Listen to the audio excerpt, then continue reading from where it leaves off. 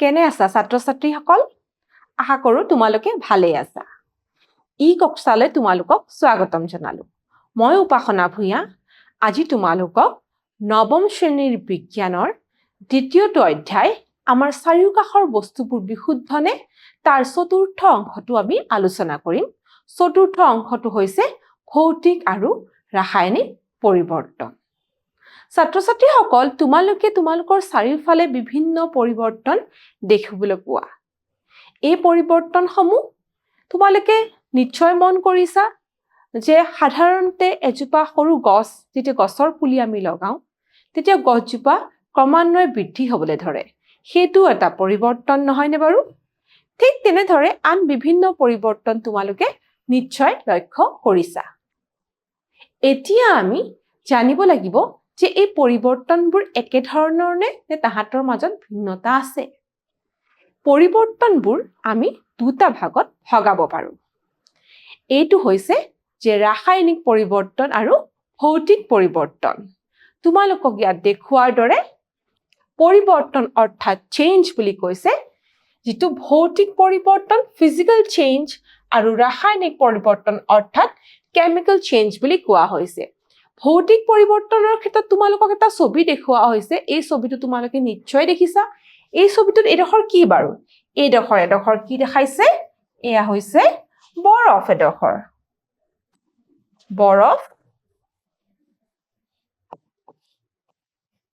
বৰফ এটুকুৰা দেখুওৱা হৈছে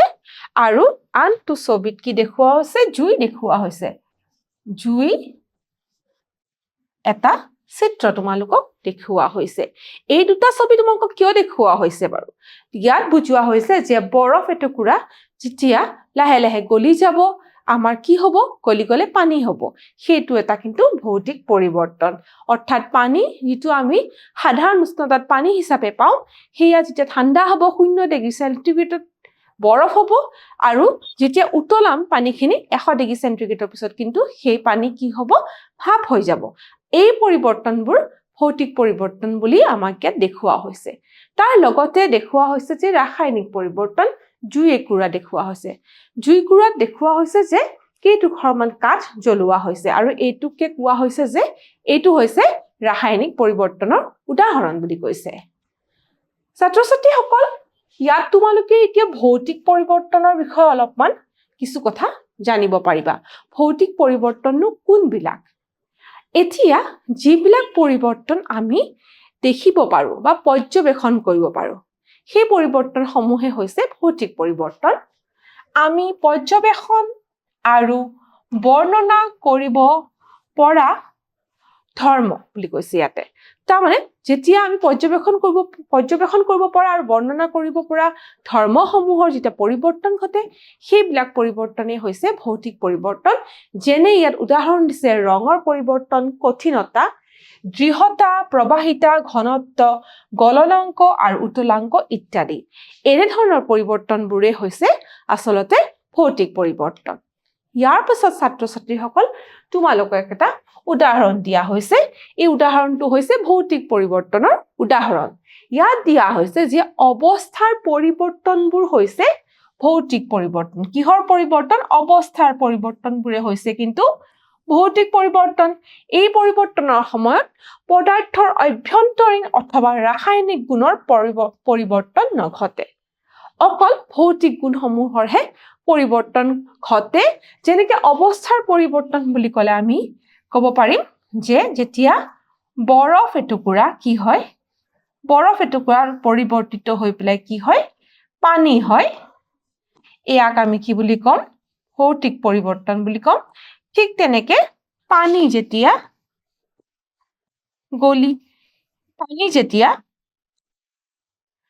ভাপলে ৰূপান্তৰিত হয়, সেয়াও কিন্তু এটা ভৌতিক পৰিৱৰ্তন। ইয়াত আমি দেখিবলৈ পাইছো যে বৰফৰ হৈছে গোটা অৱস্থাত থকা বস্তু আৰু যেতিয়া গলি পেলাই পানী হয়, পানীটো হৈছে জুলীয়া অৱস্থা। গতিকে অৱস্থাৰ পৰিৱৰ্তনটো ভৌতিক পৰিৱৰ্তন।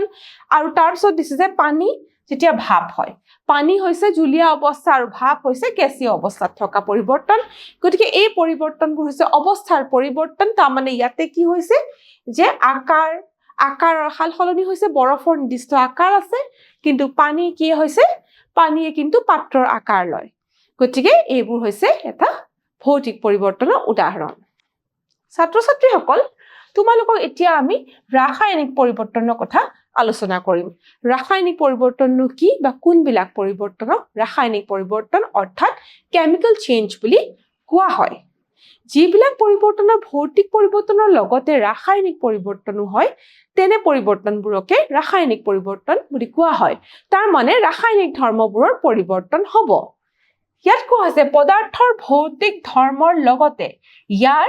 ৰাসায়নিক ধৰ্মৰ পৰিৱৰ্তনক ৰাসায়নিক পৰিৱৰ্তন বোলা হয় এই পৰিৱৰ্তনৰ পৰা এটা নতুন পদাৰ্থ পোৱা যায়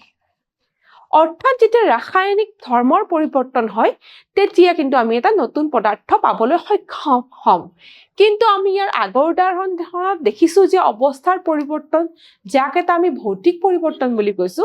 তাত কিন্তু আমি এটা নতুন পদাৰ্থ কিন্তু নাপাওঁ তাত বৰফ পানী বা ভাপ যেটো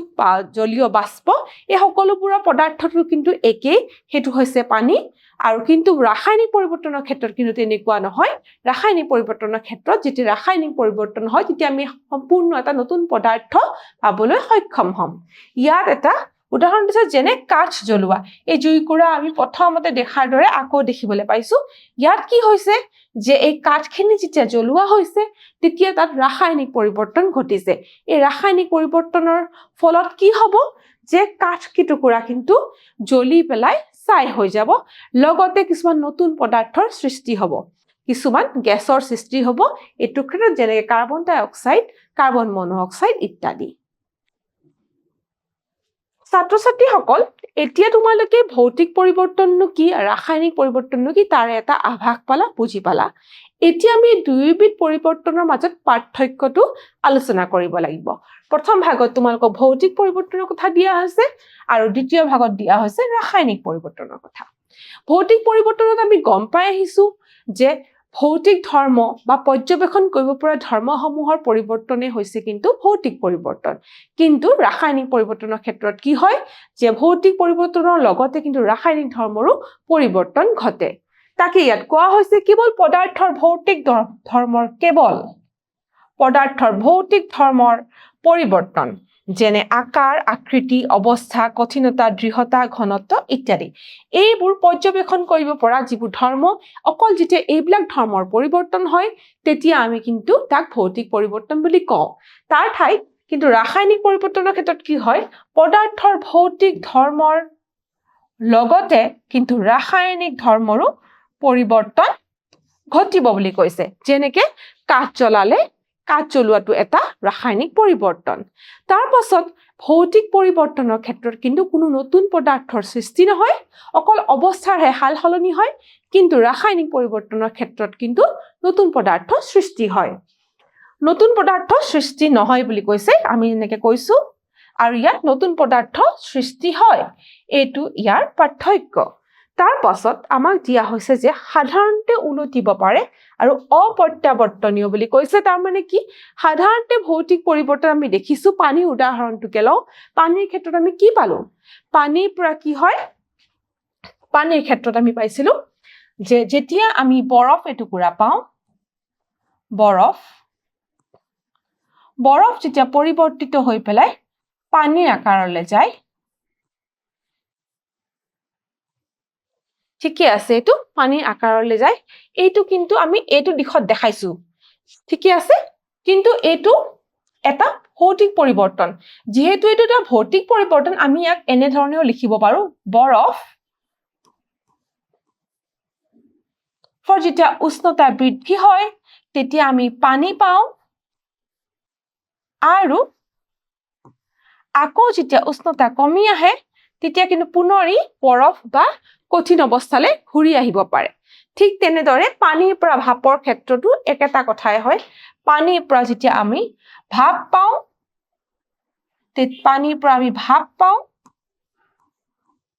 তেতিয়া পানীৰ উষ্ণতা বাঢ়ে আকৌ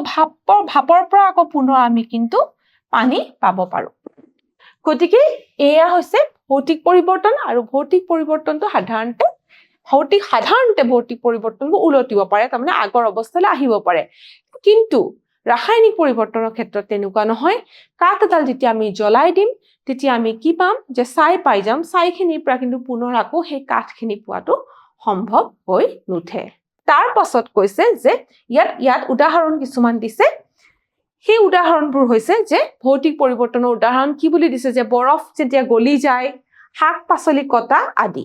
তাৰমানে বৰফ গলি যোৱাটো আমি দেখুৱালো আৰু শাক-পাচলি কাটিলে কি হয় সেইটো এবিধ হৈছে ভৌতিক পৰিৱৰ্তন কাৰণ শাক-পাচলি যদি আমি কাটো তেতিয়া আমি এটা শাক-পাচলিৰ আকাৰৰহে সালসলনি হয় বা আকৃতিৰ সালসলনি হয় কিন্তু শাক-পাচলিটো সেই নিৰ্দিষ্ট পাচলিটো কিন্তু একেটা পাচলিয়ে হৈ থাকে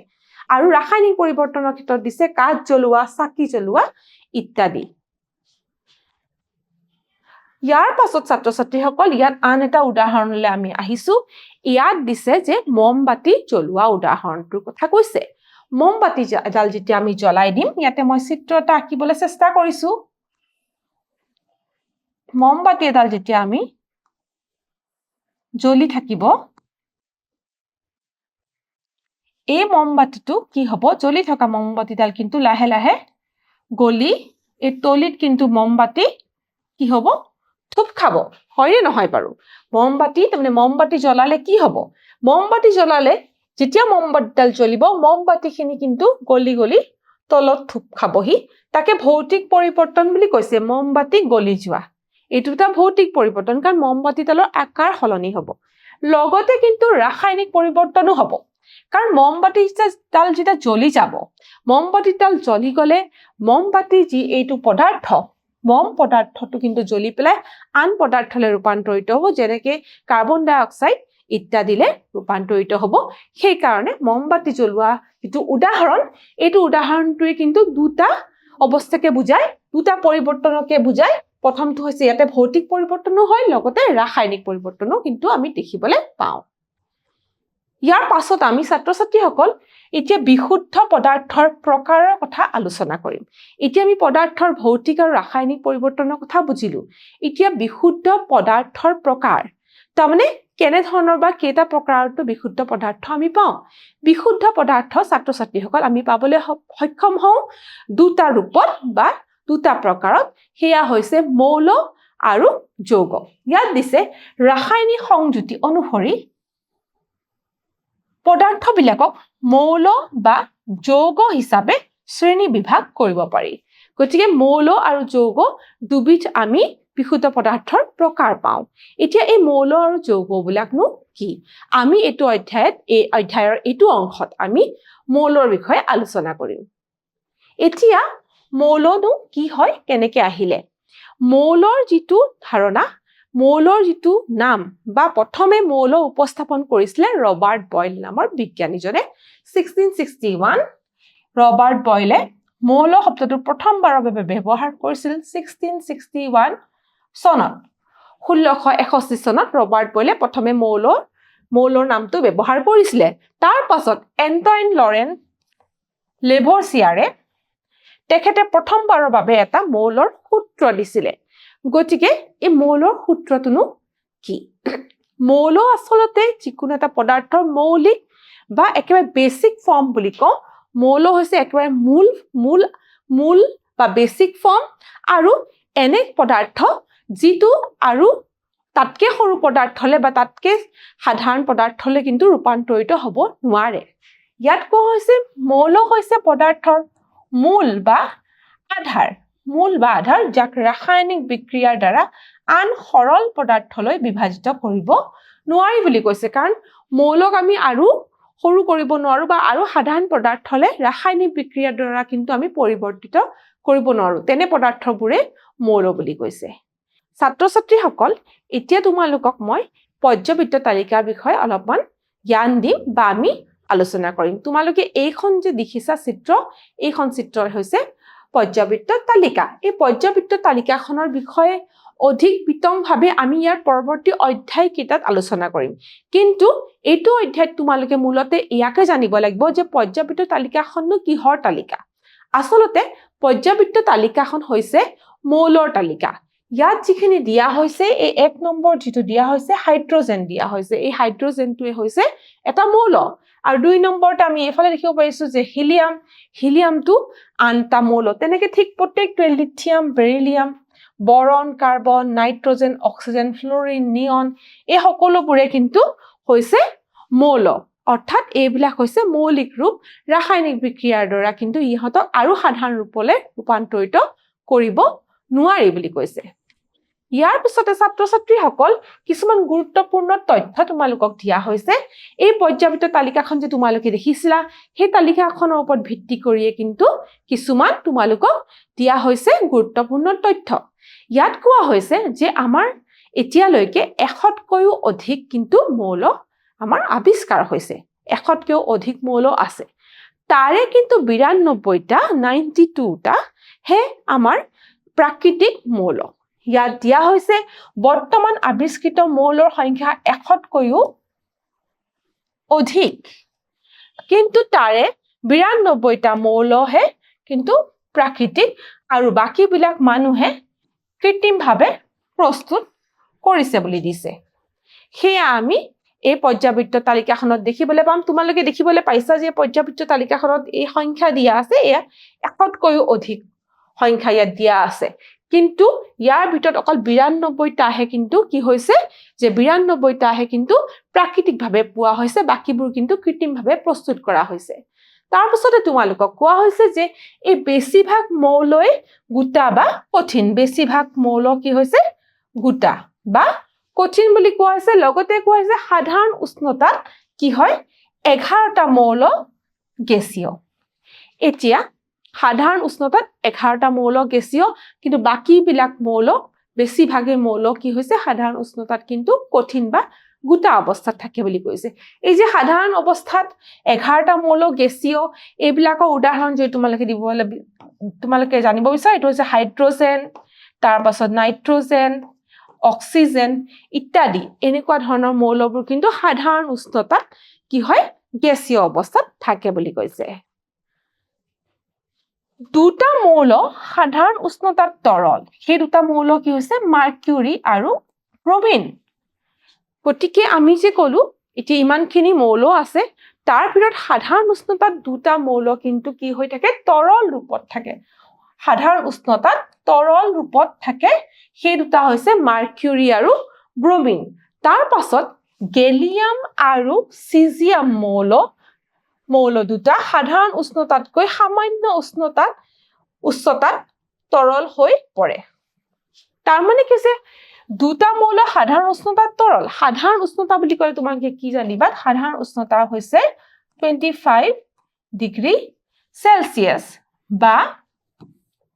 298 কেলভিন এয়া হৈছে কিন্তু সাধাৰণ উষ্ণতা তাতে তোমালোকে দেখিবলৈ পাৰিছা যে সাধাৰণ উষ্ণতাতকে অলপমান উচ্চ উষ্ণতা যেটো 303 কেলভিনত কি হৈছে তেতিয়া গেলিয়াম আৰু চিজিয়াম এই দুটা মৌল কিন্তু কি হৈ পৰে তৰল হৈ পৰে এইখিনি কথা তোমালোকক দিয়া হৈছে ছাত্ৰ ছাত্ৰীসকল আমাৰ ইয়াত পৰ্যায়বৃত্ত তালিকাখন দেখাইছে আকৌ এবাৰ তোমালোকক ইয়াত যেনেকৈ মই কৈছিলো যে সাধাৰণ উষ্ণতাত আমাৰ কি হয় বুলি কৈছিলো যে সাধাৰণ উষ্ণতাত ব্ৰমিন এয়া হৈছে ব্ৰমিন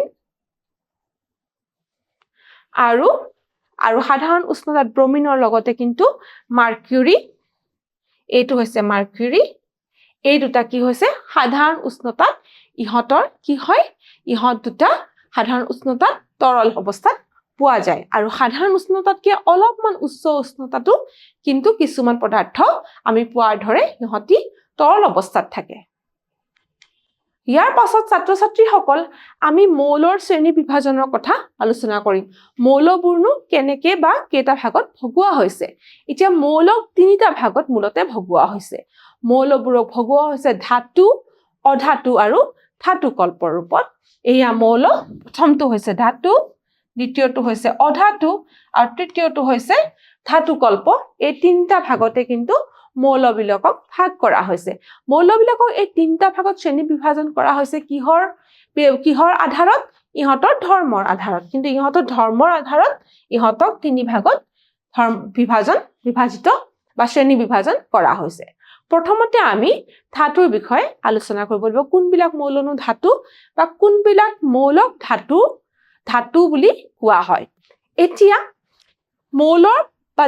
মৌলবিলাকৰ যিটো অংশক বা যিখিনি মৌলক ধাতু বুলি কোৱা হয় সেই ধাতুবিলাকৰ আমি ধৰ্ম আলোচনা কৰিব লাগিব এতিয়া প্ৰথমটো ধৰ্মলৈ আহো যে সেইবিলাক মৌলকে ধাতু বুলি ক'ব যিবিলাক মৌলৰ চিকমিকনি থাকে অৰ্থাৎ ধাতুৰ চিকমিকনি থাকে বা চিকচিকাই থাকে ইয়াত দিয়া হৈছে ধাতুৰ চিকমিকনি তাৰমানে মেটালিক লাষ্টাৰ ধাতুবোৰ চিকচিকিয়া হয়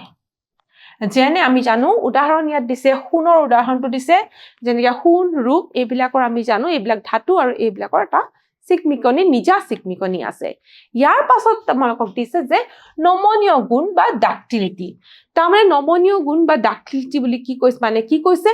যেতিয়া ধাতু টানি তার বা শলালৈ ৰূপান্তৰিত কৰিব পাৰি টানি কি কৰিব পাৰি তাৰ বা শলালৈ ৰূপান্তৰিত কৰিব পাৰি তেতিয়া এই গুণটো যেতিয়া থাকে তেতিয়াই তেনে মৌলক আমি ধাতু বুলি কওঁ ইয়াৰ উদাহৰণ হিচাপে দিছে যে সোণ আমি যদি 1 গ্ৰাম সোণ লওঁ তাৰ পৰা 2 কিলোমিটাৰ দৈৰ্ঘ্যৰ তাৰ তৈয়াৰ কৰিব পাৰি তাৰমানে যেতিয়া আমি টানি দিওঁ তেতিয়া ধাতুক কিন্তু এই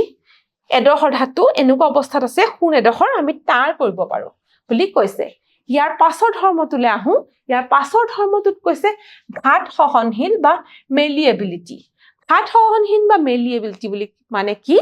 কোৱা হৈছে যে ধাতুবোৰক যেতিয়া কুবোৱা হয় হাতুৰিৰে যেতিয়া কুবোৱা হয় তেতিয়া পাত হিলাৰ দৰে কিন্তু চেপেটা এটা আকৃতি দিব পাৰে ইয়াত তোমালোকে দেখিবলৈ পাইছা যে এটো এটা যদি ধাতু হয় ইয়াক যদি হাতুৰিৰে কুবোৱা হয় এই হাতুৰিৰে যেতিয়া আমি ইয়াকে কুবাই দিম তেতিয়া কি হ'ব ই কিন্তু লগে লগে পাতল এটুকুৰা পাতৰ ধৰে আকৃতি লব ইয়াত দিয়া হৈছে ধাতু কুবাই চেপেটা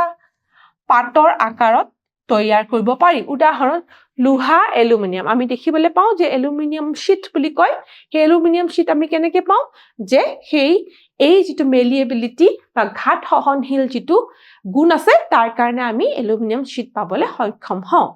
ইয়াৰ পাছৰ আন এটা ধৰ্মলৈ আহো সেই ধৰ্মটো হৈছে যে ইয়াৰ ষ্টেট বা মঞ্চ বা কেনে অৱস্থাত থাকে সকলো ধাতু কঠিন অৰ্থাৎ কঠিন অৱস্থাত পোৱা যায় বুলি কৈছে যেনেকৈ লোহা ধাতুবোৰ আমি কি হয় সৰভাগ ধাতুই আমাৰ কঠিন অৱস্থাত পোৱা যায় তাৰ উদাহৰণ এটা দিছে যেনেকৈ লোহা আমি কঠিন অৱস্থাত পাওঁ ইয়াৰ পাছতে আমাক কৈছে যে সুপ্ৰবাহ পৰিবাহী কণ্ডাক্টিভিটি তাৰমানে ধাতুবোৰ তাপৰ আৰু বিদ্যুতৰ সুপৰিবাহী তাৰমানে ধাতুৰ মাজেৰে কি হয় বিদ্যুৎ বা তাপ পাৰ হৈ যায় তোমালোকে যদি এডাল লোহাৰ গজাল লৈ এডাল মমৰ আগত যদি জ্বলাবলৈ চেষ্টা মমৰ আগত যদি জ্বলাই দিয়া তোমালোকে অলপ সময়ৰ পিছত যেতিয়া ধৰি থাকিবা হাতত অকমান তাপ পাবা গতিকে এই তাপটো তোমালোকে কেনেকৈ পাবা তোমালোকে লোহাৰ গজালডাল কিন্তু আগটোহে গৰম কৰিছিলা কিন্তু যিহেতু ধাতুৱে কি কৰে প্ৰবাহ কৰিবলৈ দিয়ে হাতৰ মাজেৰে তাপ পাৰ হৈ যাব পাৰে গতিকে সেই তাপ কিন্তু আহি সেই গজালটোৰ আনটো মূৰ পায়হি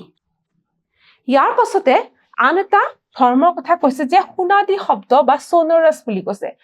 ধাতুৱে কঠিন পৃষ্ঠত খুন্দা মাৰিলে শব্দ উৎপন্ন কৰে তাৰমানে ধ্বনিযুক্ত বা শব্দ উৎপন্ন কৰে এনেকুৱা ধৰণৰ ধাতুৰ যেতিয়া বেল আমি কুবাই দিম তেতিয়া আমি কিন্তু এটা শব্দ আমি পাম ছাত্ৰ ছাত্ৰীসকল এতিয়া কিছুমান এক্সেপশ্যন বা ব্যতিক্ৰমৰ কথা কৈছে আমি যে ক'লো ধাতুবিলাক কি হয় কঠিন হয় কিন্তু এনে এটা ধাতু আছে যিটো কঠিন অৱস্থাত নাথাকে সেইটো হৈছে তৰল অৱস্থাত মাৰ্কিউৰি তাৰমানে মাৰ্কিউৰি এনে এটা ধাতু যিটো সাধাৰণতে তৰল অৱস্থাত থাকে তাৰ পাছতে কৈছে যে লিথিয়াম সোডিয়াম পটাছিয়াম আদি এইবিলাক কি হৈছে যদিও ধাতুবোৰ কঠিন বুলি কৈছো আমি ধাতুবোৰ কঠিন অৱস্থাত পোৱা যায় যেনেকৈ লোহা কিন্তু এই লিথিয়াম সোডিয়াম আৰু পটাছিয়াম এনে ধৰণৰ ধাতুবোৰ কিন্তু কটাৰীৰে কাটিব পাৰি ইয়াত আমি এইটো উদাহৰণ দেখিবলৈ পাইছো ছাত্ৰ ছাত্ৰীসকল এতিয়া আমি ধাতুৰ বিষয়ে যে আলোচনা কৰিলো কোনবিলাক মৌলনু ধাতু এতিয়া আমি অধাতুৰ বিষয়ে আলোচনা কৰিব লাগিব যে কোনবিলাক মৌলক বা কি ধৰ্মৰ আধাৰতনো মৌল কিছুমানক অধাতু বুলি কোৱা হৈছে বা অধাতু বুলি শ্ৰেণী বিভাজন কৰা হৈছে প্ৰথমতে কৈছে যে চিকমিকনি নাথাকে তাৰমানে ধাতুত যেনেকৈ চিকমিকনি থাকে অধাতুবোৰৰ কিন্তু চিকমিকনি নাথাকে ইয়াত উদাহৰণ দিছে কাৰ্বন সালফাৰ ইত্যাদি এইবিলাকৰ কিন্তু ওপৰখন বা এইবিলাক চিকচিকাই নাথাকে দ্বিতীয়তে তোমালোকক কৈছে যে দুৰ্বল পৰিবাহী বা ইনসুলেটৰ বুলি কৈছে তাৰ মানে অধাতু হৈছে তাপ বা বিদ্যুতৰ কিন্তু দুৰ্বল পৰিবাহী তাৰ মানে ইয়াৰ মাজেৰে সহজে তাপ বা বিদ্যুৎ পাৰ হৈ যাব নোৱাৰে বুলি কৈছে অধাতুবোৰ বিদ্যুতৰ দুৰ্বল পৰিবাহী কাৰ বিদ্যুতৰ লগতে অধাতুবোৰ তাপৰো দুৰ্বল পৰিবাহী বুলি কৈছে ইয়াৰ পাছত তোমালোকক কোৱা হৈছে যে সোণালী শব্দৰ কথা তাৰ মানে অধাতুবোৰে সোণালী শব্দ কৰিব নোৱাৰে বুলি কৈছে তাৰ মানে কুবালে এইবিলাকে ধাতুৰ নিচিনাকে কিন্তু সোণালী শব্দ বা সেই ধ্বনি আমাক নিদিয়ে এতিয়া ছাত্ৰ-ছাত্ৰীসকল এতিয়া তোমালোকক নমনীয়তা বা মেলিয়েবিলিটিৰ কথা কৈছে এইবোৰ নমনীয় নহয় বুলি কৈছে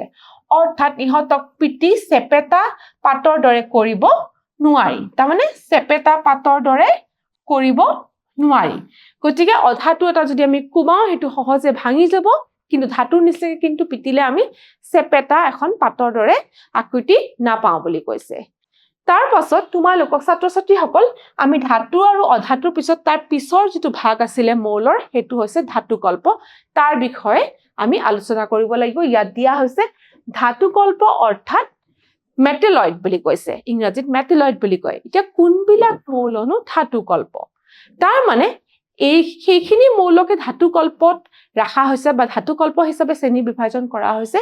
সেই যিখিনি মৌলৰ ধৰ্ম ধাতু আৰু অধাতুৰ মাজতে ইয়াত দিয়া হৈছে কিছুমান মৌলৰ ধৰ্ম ধাতু আৰু অধাতুৰ মাজতে এইবোৰকে ধাতুকল্প বোলে যেনে উদাহৰণ হিচাপে দিছে বৰন সিলিকন জাৰ্মেনিয়াম ইত্যাদি তাৰ মানে আমি ধৰি লৈছো ধাতুৰ ক্ষেত্ৰত আমি এটা ধৰ্ম কি পাইছিলো যে ধাতু হৈছে সুপৰিবাহী বিদ্যুৎ আৰু তাপৰ সুপৰিবাহী আৰু অধাতু কি হৈছে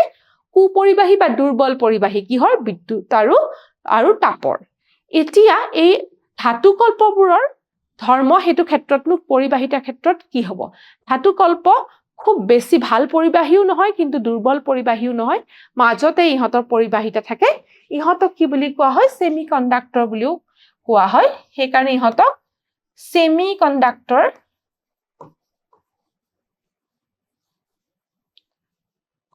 সেমিকন্ডাক্টৰ বিলাক প্ৰস্তুত কৰোতেও এই ধাতুকল্পৰ ব্যৱহাৰ হয় ইয়াত উদাহৰণ দিছে বৰন সিলিকন জাৰ্মেনিয়াম ইত্যাদি এইবিলাকৰ উদাহৰণ দিছে ছাত্ৰ-ছাত্ৰীসকল তোমালোকে আজি এই পাঠটিত ভৌতিক আৰু ৰাসায়নিক পৰিৱৰ্তনৰ বিষয়ে বুজি পালা ভৌতিক আৰু ৰাসায়নিক পৰিৱৰ্তনৰ যি পাৰ্থক্য তাক গম পালা লগতে আমি মৌলৰ বিষয়ে আলোচনা কৰিলো ধাতু অধাতু আৰু ধাতুকল্পৰ বিষয়ে আলোচনা কৰিলো এতিয়া আমি মূল্যায়নৰ ফালে যাওঁ কেইটামান প্ৰশ্ন আমি আলোচনা কৰো প্ৰথম প্ৰশ্নটো হৈছে তলৰ কোনটো ভৌতিক পৰিৱৰ্তন নহয় পানী ভাপ হোৱা এটো এটা ভৌতিক পৰিৱৰ্তন আমি পাই আহিছো শাক-পাচলি কটা এটো হৈছে ভৌতিক পৰিৱৰ্তন মমবাতি গলি যোৱা এটো ভৌতিক পৰিৱৰ্তন মমবাতি জ্বলোৱা এতিয়া আমি গম পালো যে মমবাতি জ্বলোৱাটোৱে কিন্তু ভৌতিক পৰিৱৰ্তন নহয় কাৰণ ই এটা ৰাসায়নিক পৰিৱৰ্তনহে আমি দ্বিতীয় প্ৰশ্নটোলৈ আহো দ্বিতীয় প্ৰশ্নত দিছে কাঠ জ্বলোৱাটো হৈছে ড্যাশ পৰিৱৰ্তন কাঠ জ্বলোৱাটো কি বুলি কৈছিলো আমি ৰাসায়নিক পৰিৱৰ্তন বুলি কৈছিলো গতিকে কাঠ জ্বলোৱাটো হৈছে এটা ৰাসায়নিক পৰিৱৰ্তন আৰু আমি এতিয়া তৃতীয় প্ৰশ্নটোলৈ আহো তৃতীয় প্ৰশ্নটোত তোমালোকক শুদ্ধ নে অশুদ্ধ সোধা হৈছে